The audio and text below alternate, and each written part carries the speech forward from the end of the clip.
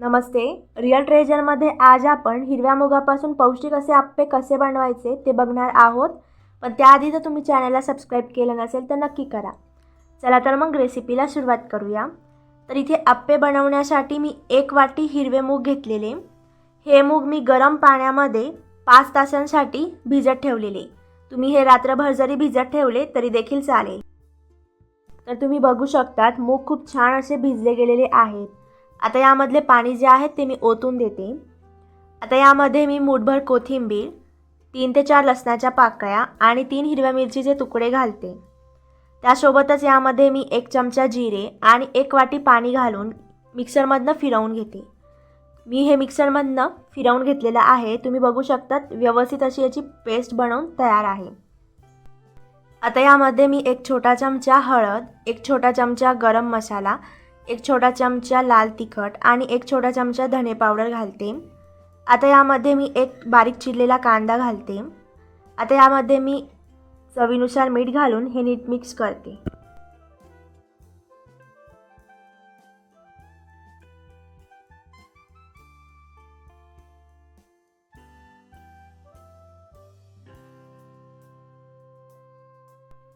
हे सर्व मिश्रण मी नीट मिक्स करून घेतलेलं आहे. इथे मी आप्पे पात्र घेतलेलं आहे. यामध्ये आता अर्धा चमचा तेल घालून ते नीट पसरवून देते.